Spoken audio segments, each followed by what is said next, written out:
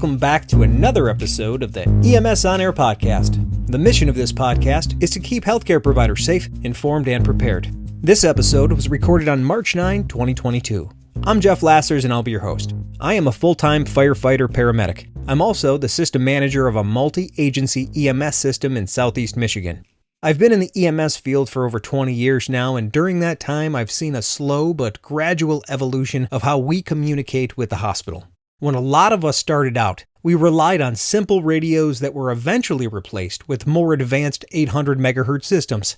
Although this was a big improvement, an 800 MHz system is not capable of transmitting any information or data other than an audio signal. In addition, many EMS and hospital systems across the nation are struggling with the rising costs associated with needed upgrades to currently existing systems. On top of that, many EMS providers prefer to use cell phones to contact the hospital. But even in those situations, it's only being used for audio communication.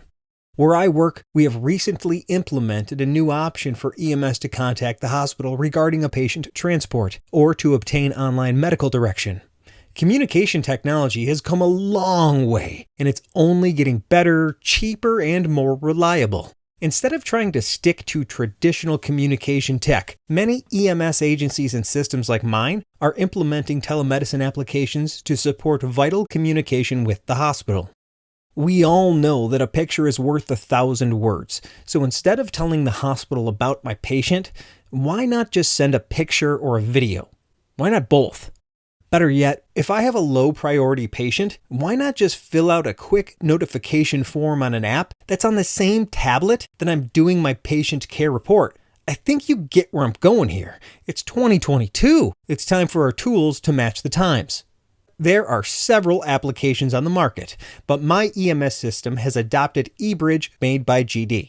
This application offers numerous features, including live video streaming, as well as voice and text communication. It is also capable of EMS tracking with live ETA and specialized STEMI, stroke, trauma, burn, and sepsis functions. GD can customize pretty much any type of alert notification you can think of for your EMS or hospital system.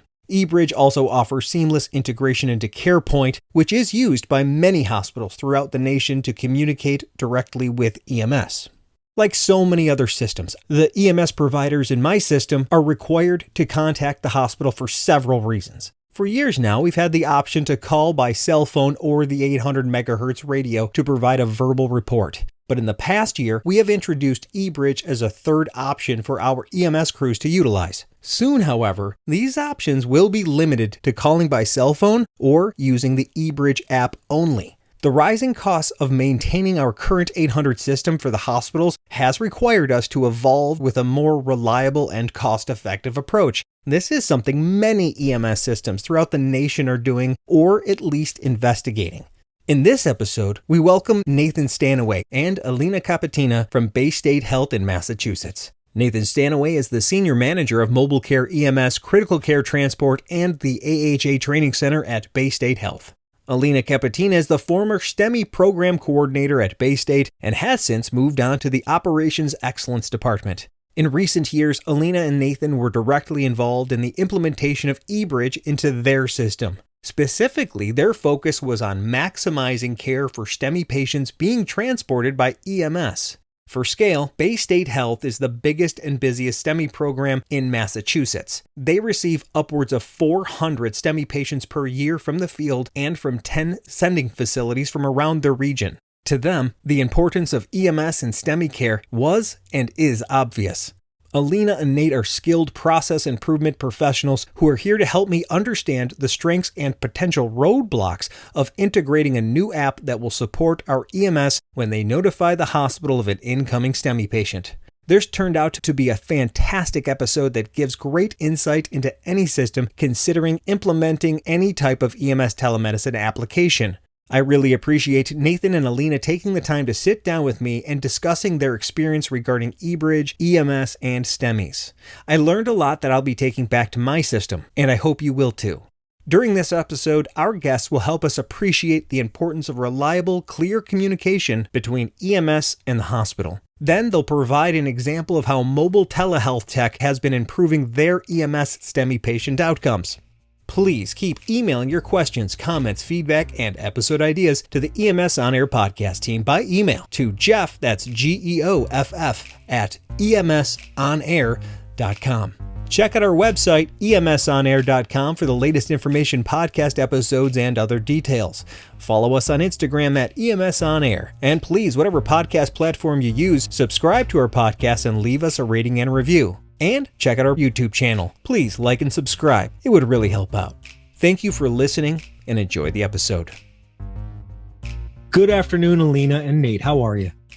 I am doing well. All right, Nate, kick us off. Who are you? What do you do? And where do you do it? So I am the Senior Manager of Mobile Care EMS, Critical Care Transport, and all sorts of fun things like that at Baystate Health. If it's got wheels or wings, I'm probably involved somehow. My background is as a paramedic in the field. Also did some things with communications and emergency management. Awesome. Alina, your turn. Who are you? What do you do and where do you do it? So I also work at Baystate Health. I am the former STEMI Program Coordinator here in the region, and that's how me and Nate know each other and have worked together before. My background is in cardiac critical care nursing, as well as clinical nurse leadership. I've since moved on from my role as STEMI Program Coordinator, and now I work in the Operations Excellence Department, working on system-wide quality and process improvement initiatives. That's awesome. Can you guys give us a little background in your experience with EMS community and connecting through hospitals? I previously, before moving into my role now, was the Senior EMS Coordinator. So our role in Massachusetts is a little different than the EMS Coordinator role in a lot of states, but we're sort of the office of the Medical Director, and EMS services throughout the region then clinically affiliate with hospitals in Massachusetts to provide Medical Director services and quality improvement for them. So intimately involved, highly vested in improving EMS care throughout the region, and most importantly for the health system, sort of tying the value of EMS and the care they provide directly to the patient's outcomes, which the health systems are very interested in. Yeah, you're pointing out that every single state is so different in how we manage our EMS systems. And like I've always said, or like I've always repeated from hearing other people say, if you've seen one EMS system, you've seen one EMS system.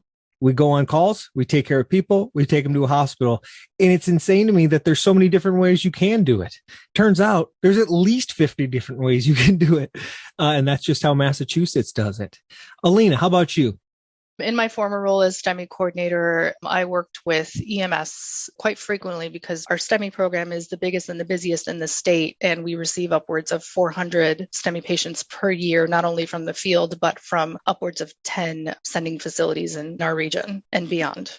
So we deal with EMS a lot in, the patients that we get through the ED, cases that we get via interfacility transfer. And the importance of EMS's role in STEMI care was clear to me upon starting my role as the STEMI coordinator. So as soon as I started delving into this program and learning about it, it became obvious that making sure that EMS is brought to the table as far as education and process improvement and any initiatives that we were doing here in the hospital and regional wide, having EMS be a part of that was important because they were the ones that were bringing us these patients and managing them in the field. So that's my experience with EMS. So you guys have a lot of contact with EMS and really process improvement and QA/QI, it sounds like.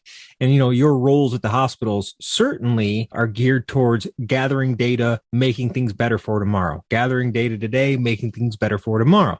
And that's awesome. But one of the biggest things we have to do, and sometimes our weakest point, is communicating from the field to the hospital. And again, EMS, big, broad community. You got 911, you got interfacility transfers. Both of those can bring STEMIs to your hospital. And both of those require somebody saying, hey, it's me. I got this guy in the back of my truck, or maybe I'm back there with the guy in the truck, and I'm bringing him to you, and he's probably having a STEMI. So help us appreciate the importance of reliable, clear communication between EMS and the hospital. In the STEMI realm, especially, as they say, time is muscle. And from the onset of chest pain to the time that we open up that blocked vessel, that time is crucial. And we have a 90-minute door to balloon time. We also have a 90-minute first medical contact to balloon time. However, if EMS is in the field 30 minutes away and they have a STEMI, but they're not able to communicate to us clearly and effectively, that they're bringing us a STEMI well in advance, preferably while they're still on scene. We lose that time to prepare to receive the patient, especially if it's after hours and the call team can take upwards of 20, 30 minutes to get to the hospital and prep the procedure area. So time being muscle, if we're losing 30 minutes because of communication, that doesn't really create good outcomes for our patients. It seems so easy to say, hey, this is what I got.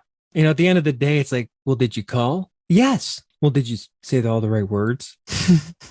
Did you send all the right information? But that also kind of conveys that sometimes maybe just not words are able to communicate all the information. Sometimes like pictures, video, stuff like that can really hammer home a lot of things, and maybe even sell facilities on the confirmation of a priority one emergency, like a stroke or STEMI or trauma of any nature. Nate, what do you think? Yeah, I think you hit the nail on the head, right? Coming from a background of a paramedic, I can think easily back to the times where I tried to communicate my perspective on what was going on with the patient, what I was seeing in front of me. And for whatever reason, whether it was trust or I just failed to adequately communicate, the things that the patient needed weren't ready when I got to the hospital, right? So adding depth of communication, they say a picture is worth 1,000 words, and I don't know how many a video is worth. But the ability to do that and push that out beyond the two-way radio and then add those pictures, those videos, it's just critical. The other thing that really sort of is a game changer with what we're doing with eBridge is that it allows for HIPAA secure information and communication to happen.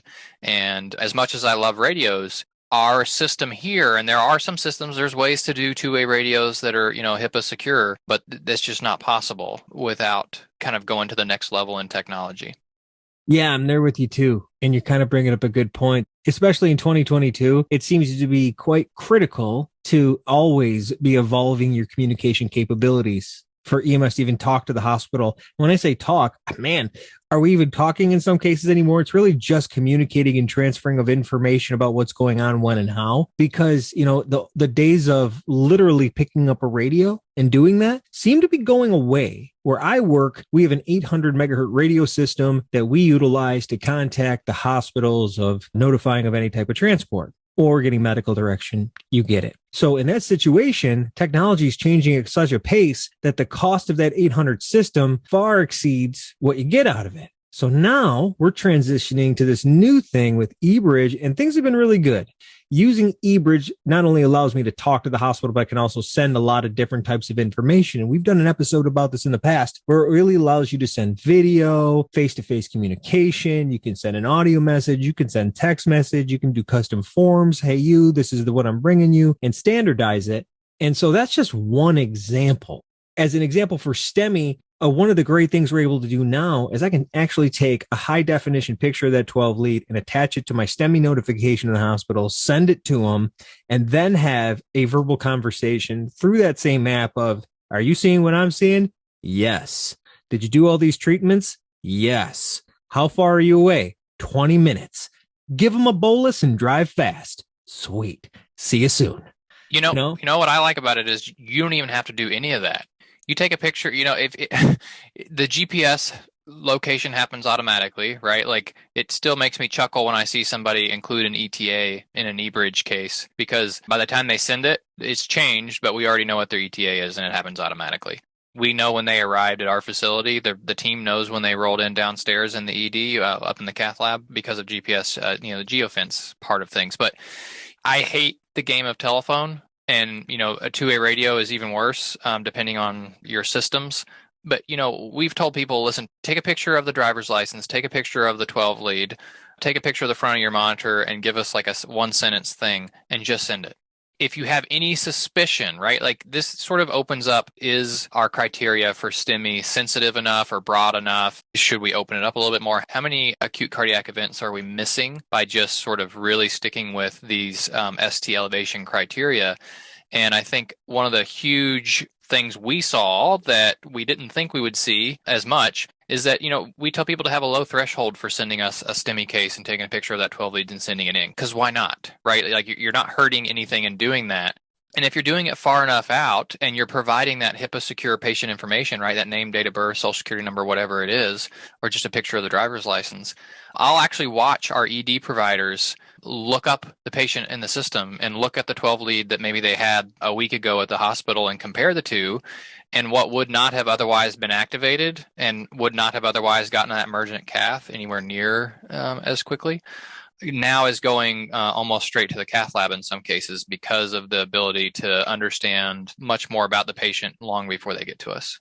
So you're not only just communicating, hey, these are all the signs and symptoms anymore. They're just really sending the diagnostics that are very critical that we've distilled down over the years, that we've kind of learned. What do you say to trigger it? Well, here's the diagnostics I would have told you about. Now you see them for yourself. And then I love the idea that you're sending that driver's license information because it is HIPAA secured and they can get them registered. So that extra step of, hey, give me the patient info at the front door, and Karen's yelling at me that I can't go past go, do not collect $200. I'm like, lady, this person's having a heart attack. But you get it. So, you could say all day long that this is awesome, it's working better, but like, what data have you guys produced? I know what data we've produced, and you guys are using eBridge in a way that's much more robust than we are currently utilizing it. But, we're using it for an entire EMS system for a number of things, whereas you guys are really dialed in to fixing the STEMI world where you're at. So as two STEMI nerds, and I say that with all due respect, give me some data. How has this changed things for patients? Because at the end of the day, it's just a toy unless it saves people's lives. Yeah. So data-wise, when we look at cases that are transmitted via eBridge, on average, our first medical contact and door-to-balloon times are about 10 minutes less. And that was when we looked at that. I mean, we knew that these cases were being sent to the cath lab much faster because of the increased lead time, but we didn't really anticipate how well we would improve our times. But also, our pre-hospital ECG transmission rate shot up to 80%. So as Nathan mentioned, our threshold for sending a STEMI case, we tell EMS, if you're not sure, send it, because we have the ability to look up that patient's name if they were in our system before and do a comparison and kind of help decide before you even get here, is this a true STEMI or not, or does it need further evaluation on arrival? STEMI activation prior to hospital arrival, so our STEMI team activation prior to hospital arrival, increased from 40% to 74%. So this is the cath lab being activated, and depending on how soon we get the notification, the cath lab being available on site before EMS even gets to us, and in some cases, EMS being able to bypass the ED altogether and go directly to the cath lab. That's the data that we've seen, and it's really a testament to that whole communication piece. And as Nathan was mentioning, being able to send those data points and then having the ED receive that and kind of take it from there, that's one piece of it. But also, we realized early on the limitations of point-to-point communication. Through the radio, you call in to the EMS communicator and then they put you over to the ED doctor. You're talking to one doctor and you're describing to them over the radio what you're seeing on a 12 lead. And it's just one doctor talking to one EMS provider, and they may or may not activate the STEMI team, especially if it's a potential STEMI imitator or if it's something that's not clear cut. That can be challenging and limiting. However, if you transmit a case via eBridge, you're transmitting it and you have multiple people looking at the same case at the same time, even before it's activated to the cath lab. Once it is activated and the cath lab's involved, then you have over 100 users that could be looking at this case, dozens of doctors, and whoever's on call is obviously taking the case, but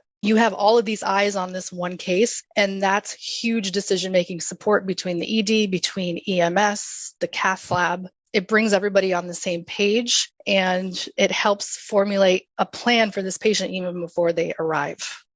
Yeah, and that's always what we try to teach in EMS communications classes, to inspire that type of preparation at the hospital. I don't know there's any level of words that can show ST elevation clearly to 17 different cardiologists, an ER doc, and 4 nurses, or whoever's on the tech stream that day, right? Right. And, I doubt this is the only app that can tell everybody about it, but it's pretty cool that you can basically set up a stream when this type of notification happens. All of the different people get alerted. So maybe even the physician that would do any type of STEMI definitive care is maybe on the road to the hospital, or at least headed towards that patient door.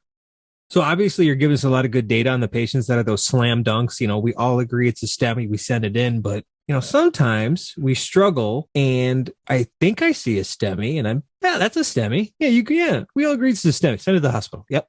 And then we're like, oh, that's a STEMI imposter, right? There's a number of those things. So have you seen an increase in acuity in assuring that you're sending this to the hospital for potential STEMI patients so we're not enacting resources inadequately?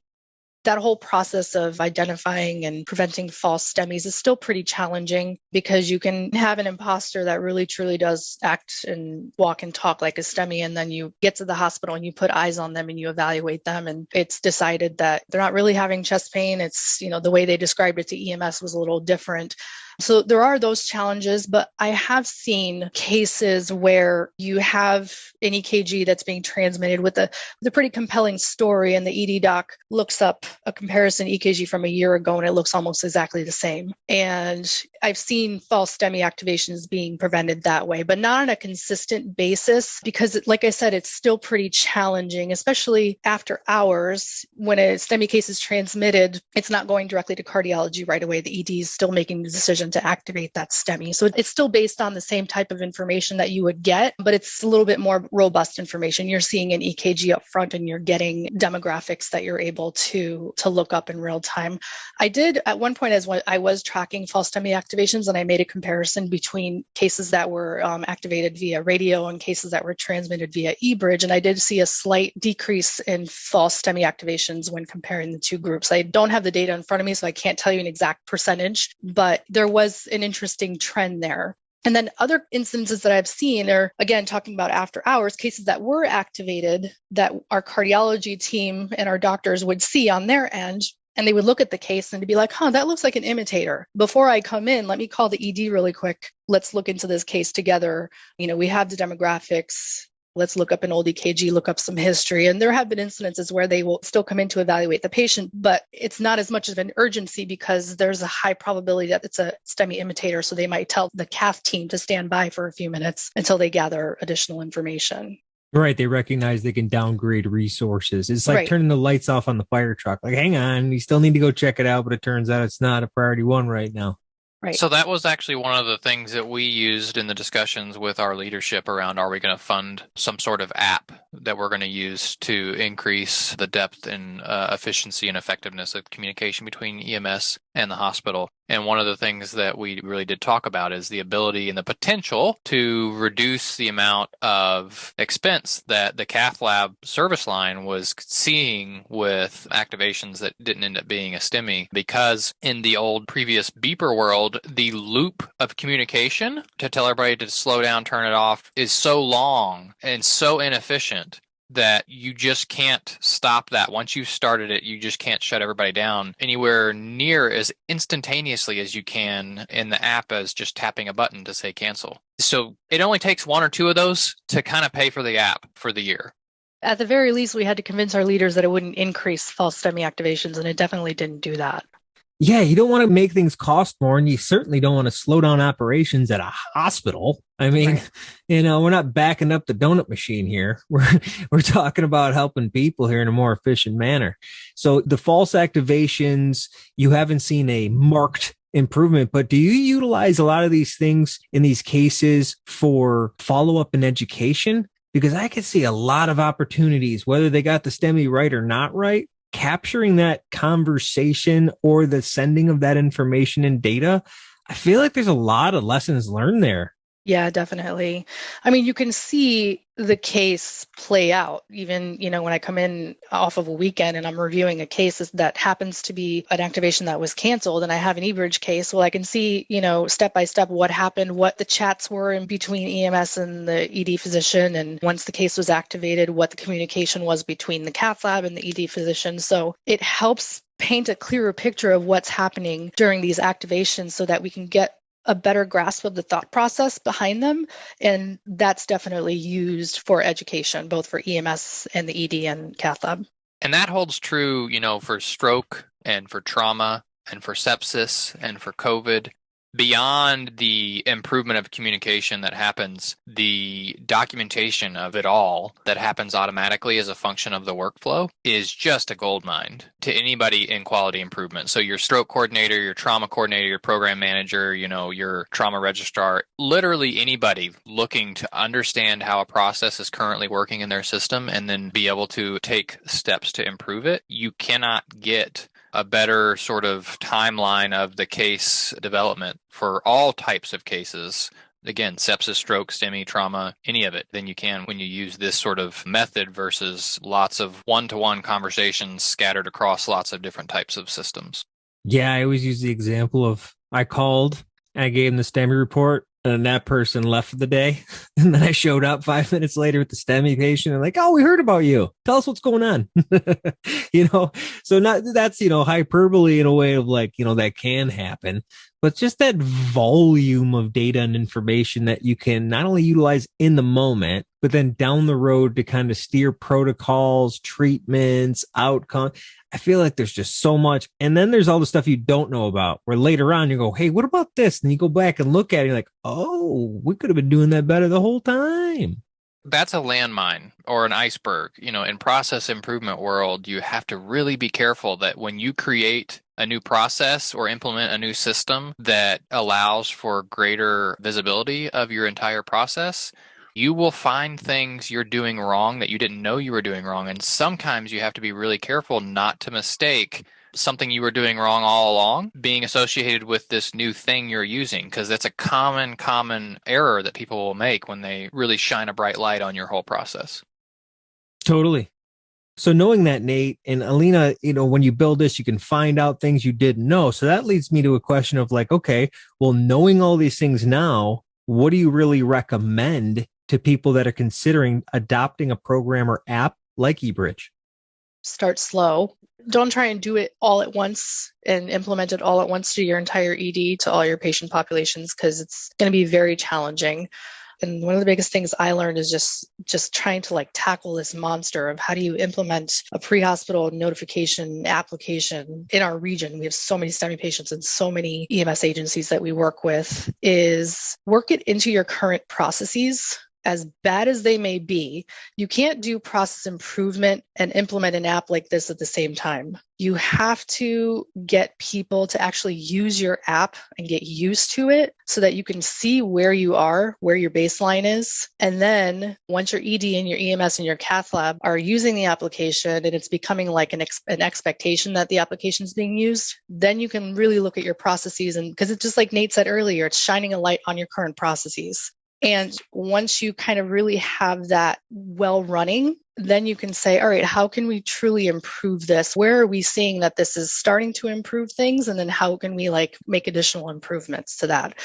So try and mirror your current processes as much as possible. Start small. Go with an application that's as customizable as possible. So you can't go with an application where the company just provides you with the template and you can't change it. And this is what we have. Every hospital is completely different in how they manage a STEMI, any kind of patient, but especially a STEMI patient. You all have the same standards. You're all following the same clinical guidelines, but as far as how the patient flows through your system is going to be very different hospital to hospital. So you need to have an application that's customizable to how you guys work and how your system flows.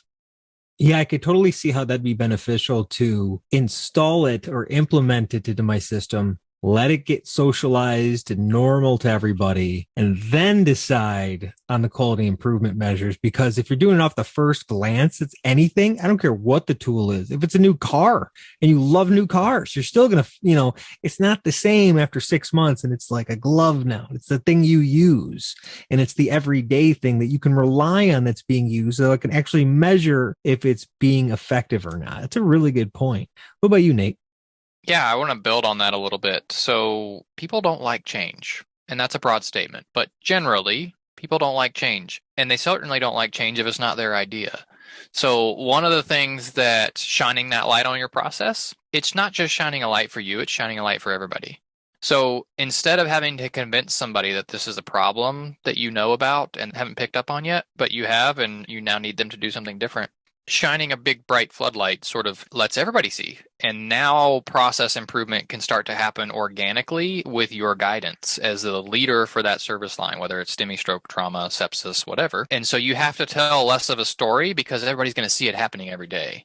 And some changes that you've been wanting to achieve for a long time, you'll now get asked if we can do something differently, and you're not going to have to then convince somebody. They're going to ask you to do it, and you're going to say, glad you asked. Let's talk about that. And your whole change cycle is going to just be dramatically shorter and emotionally easier for everybody involved. Another thing that I think is really important, and this is going to vary based on the environment in your area, but one of the things that we wanted to do that was important for us is we wanted to do this as a region. So if we're going with app A, but the hospital down the street wants to go with app C, and now we're going to ask our EMS partners to have multiple apps that they're using to communicate with the different hospitals in the area, putting myself back in that ambulance, I want nothing to do with that. I'm going to pick up the radio because it doesn't matter who I'm talking to. It's talking through that.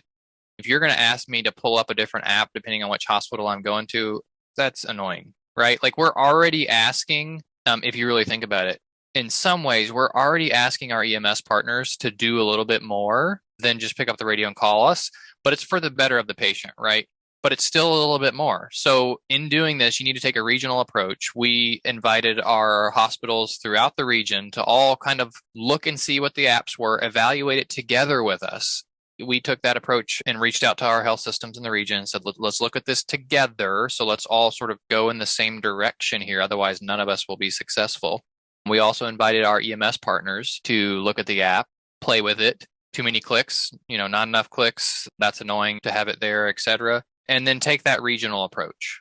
The regional approach is just so important. And finally, owning the process. Alina owns the process for STEMI service line. She is the go-to person. She has a reputation for knowing exactly what's supposed to happen and being very good at it. That education that happens as a result of somebody who's engaged like that, engagement is just incredibly key. We had our EMS coordinators go out throughout the region, and one of the sort of take-home points to EMS to sort of tie it together is, listen, if you haven't alerted us that you're bringing a STEMI patient to us, you might as well not have the lights and the siren going, and you might as well not be hurrying here because we're not going to be ready for you. The solution for that patient will not be ready if you have not activated us and communicated with us at the very beginning, at the bedside, as soon as you have identified that STEMI. Engagement, the regional approach, one-stop shop for whatever it is you're going to do, I think are just really key. That's all for the show today, everyone. Thank you to Alina and Nate for joining me. I really appreciate you taking the time to sit down with me and discuss your experience regarding eBridge, EMS, and STEMIs. Again, I learned a lot from you guys, and I'll be taking it all back to my system, and I hope that our listeners got something out of this as well. In future episodes, I'll be interviewing more experts that are using telemedicine tech to improve their EMS and hospital systems of care. Please keep emailing your questions, comments, feedback, and episode ideas to the EMS On Air podcast team by email to Jeff, that's GEOFF, at emsonair.com. Check out our website, emsonair.com, for the latest information, podcast episodes, and other details. Follow us on Instagram at EMSOnAir. And please, whatever podcast platform you use, subscribe to our podcast and leave us a rating and review. And check out our YouTube channel. Please like and subscribe. It would really help out. Thank you for listening to the EMS On Air podcast. Stay safe and have a great day.